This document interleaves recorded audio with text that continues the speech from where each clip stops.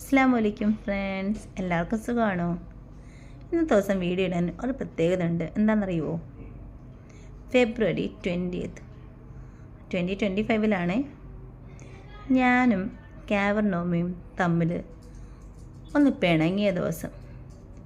അപ്പം നിങ്ങൾ ചിന്തിക്കും ഈ കാവർണോമ ആരാണെന്ന്. കാവർണോമ എൻ്റെ ലൈഫിൽ സെപ്റ്റംബർ 2024 വന്ന ഒരു അതിഥിയാണ്. ഒരു neurological malformation. Blood vessels dilate ആവും, ബ്രെയിനിൽ ഡൈലേറ്റ് ആയിട്ട് ഒരു മൾബറി ഷേപ്പിൽ. അതിൻ്റെ വോള് തിന്നായിരിക്കും. ഗ്രോത്ത് യൂഷ്വലി സ്ലോലിയാണ്. യൂഷ്വലി അത് പ്രശ്നക്കാരനാവാറില്ല. പക്ഷേ ബ്ലീഡ് ചെയ്താൽ ആൾ പ്രശ്നക്കാരാവും. അങ്ങനെ ഒന്ന് എൻ്റെ ജീവിതത്തിന് സംഭവിച്ച ദിവസമാണ് ഫെബ്രുവരി 20. അപ്പം നമുക്ക് കുറച്ചൊന്ന് പുറകോട്ട് പോയാലോ? സെപ്റ്റംബർ 2024 കാവർണോമ ഐഡൻറ്റിഫൈ ചെയ്തു. കാരണം എന്താ?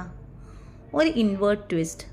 റൈറ്റ് സൈഡിലെ കൈക്കും കാലിനും ഇങ്ങനെ ജസ്റ്റ് നിൽക്കുമ്പോൾ ഒരു ഇങ്ങനെ പെട്ടെന്ന് ഇങ്ങനെ തിരിഞ്ഞു പോകുന്നു. ഒരു സെക്കൻഡ്സിൽ തിരിഞ്ഞു പോകുന്നതായിട്ടും കാലും അതുപോലെ നമ്മൾ കിടക്കുമ്പോൾ നേരെയുള്ള പൊസിഷൻ ഇരിക്കുന്നില്ല, ഇങ്ങനെ വീണ് പോകുന്നു കാല്. അപ്പോഴൊക്കെ ഞാൻ കരുതി എന്താ പ്രശ്നം. ഞാനങ്ങനെ ഡോക്ടറെ പോയി കണ്ടിട്ട് കാര്യം പറഞ്ഞു. അപ്പം ഞാൻ പറഞ്ഞു, അല്ല വൈറ്റമിൻ ഡെഫിഷ്യൻസി ആയിരിക്കാം, മാഗ്നീഷ്യം എന്തെങ്കിലുമൊക്കെ. അങ്ങനെ ടെസ്റ്റൊക്കെ ചെയ്തപ്പോൾ ഓഫ് കോഴ്സ് UAE മിക്കവാറും കാണുന്നൊരു പ്രശ്നമായിരിക്കും, ഡെഫിഷ്യൻസീസൊക്കെ ഉണ്ട്. മെഡിസിൻ എടുത്ത് തുടങ്ങി. പക്ഷേ എങ്കിലും ഡോക്ടർ പറഞ്ഞു, സബീന നമുക്ക് MRI കൂടെ ഒന്ന് ചെയ്ത് നോക്കിയേക്കാം. വേണമെന്നൊക്കെ ഞാനൊന്ന് ചിന്തിച്ചു. വൈറ്റമിൻ ഡെഫിഷ്യൻസി അല്ലെന്നൊക്കെ കരുതി. എങ്കിലും ഒന്ന് എടുത്തേക്കാന്ന് വിചാരിച്ചു. ക്ലോസ്ഡ് MRI ചെയ്യുന്നത് വലിയ പണി തന്നെ. നമ്മൾ എന്താ പറയുന്നത്, മരിച്ച് കോഫറ്റിലേക്ക് കയറത്തില്ലേ, അതുപോലെ നമ്മൾ അകത്തോട്ട് കയറുമ്പോഴൊക്കെ സത്യം പറഞ്ഞാൽ ക്ലോസ്ഡ് MRI ഒരിക്കലും ഈ പേടിയുള്ളവർക്ക് പറ്റത്തില്ല കേട്ടോ. ഭയങ്കര പാടാണ്. എന്തായാലും കയറി ചെയ്ത് കഴിഞ്ഞപ്പോൾ ദൈവം വന്നു. കാവർണോമ എൻ്റെ അതിഥിയായെന്ന് ഞാൻ അറിഞ്ഞു. ഫസ്റ്റ് കാവർണോമ എന്ന് അതിൻ്റെ സ്പെസിഫിക്കേഷനൊക്കെ കേട്ട് കഴിഞ്ഞപ്പോൾ ഞാൻ ശരിക്കും ഒന്ന് പേടിച്ചു.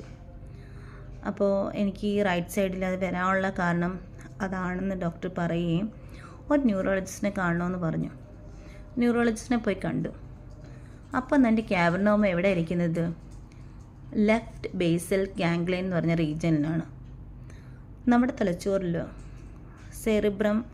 സെറിബലം എന്നൊക്കെ ഡിവൈഡ് ചെയ്തിട്ടുണ്ട്.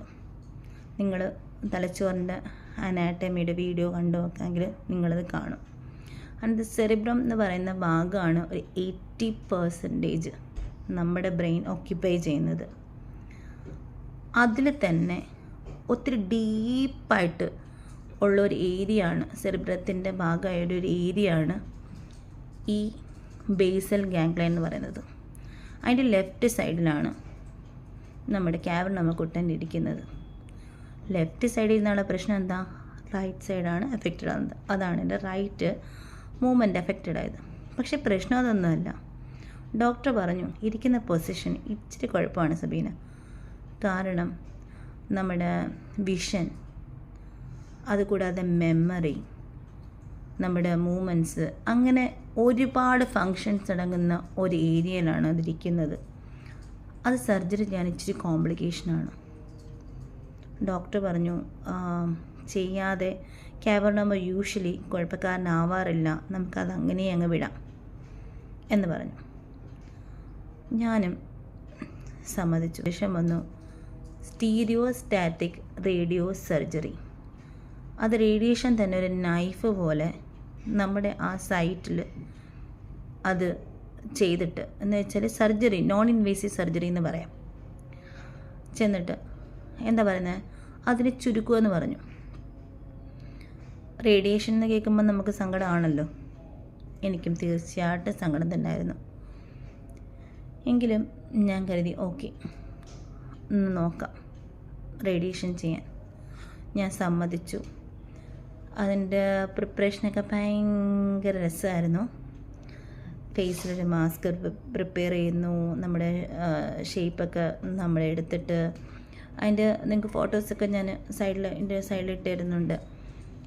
പിന്നെ ആ റൂമും കാര്യങ്ങളും ഞാൻ സത്യം പറഞ്ഞാൽ ചെയ്യാൻ പോയെന്ന് കരഞ്ഞു.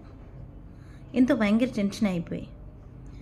ചെയ്ത് കഴിഞ്ഞ് ഇറങ്ങിയപ്പോൾ ഭയങ്കര തലവേദന ഉണ്ടായി, സിവിയർ ഹെഡേക്ക് ഉണ്ടായി. അങ്ങനെ തന്നെ എമർജൻസി കൊണ്ടുപോയി ട്രിപ്പൊക്കെ ഇട്ട് ഞാൻ ഓക്കെ. പിന്നെ ഞാൻ നോർമൽ ലൈഫ് ലീഡ് ചെയ്യാൻ തുടങ്ങി.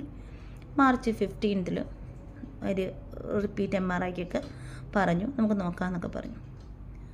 ഓക്കെ, ഞാൻ എൻ്റെ ജോലിയൊക്കെ ആയിട്ട് മുന്നോട്ട് അങ്ങനെ പോയി.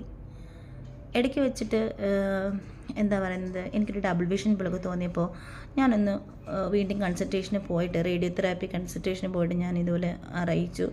അവൻ്റെ കുഴപ്പമില്ല, എന്തായാലും നമുക്ക് റിപ്പീറ്റ് MRI ഉണ്ടല്ലോ, ചെയ്ത് നോക്കാമെന്നൊക്കെ പറഞ്ഞു.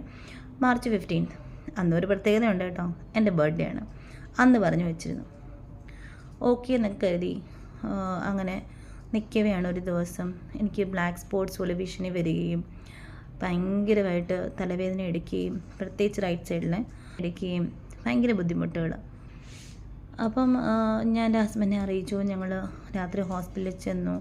അവർ പെയിനുള്ള മെഡിക്കേഷൻ തന്നു. എൻ്റെ ഈസ്റ്റർ ഡേ ഒക്കെ കണ്ടിട്ട് അവർ MRIക്കൊക്കെ ഓർഡർ ചെയ്തു. എന്നിട്ട് ഞാൻ കിടന്നങ്ങ് ഉറങ്ങി ആ വേദന മാറിയ സുഖത്തിൽ. അങ്ങനെ നോക്കിയപ്പോഴാണ് MRIക്ക് അപ്രൂവലിന് കിട്ടാൻ ലേറ്റ് ആവുന്നു. അപ്പോൾ ഡോക്ടർ സജസ്റ്റ് ചെയ്തു, കുഴപ്പമില്ല സബിനെ പോയിട്ട് രാവിലെ വാ, നമുക്ക് രാവിലെ ചെയ്യാം. അപ്പം ഞാൻ എനിക്കും ടെൻഷൻ ഉണ്ടായിരുന്നു. ഞാൻ പറഞ്ഞു ഡോക്ടർ അപ്രൂവൽ കിട്ടുന്നില്ല, അപ്പോൾ കിട്ടുന്നില്ല.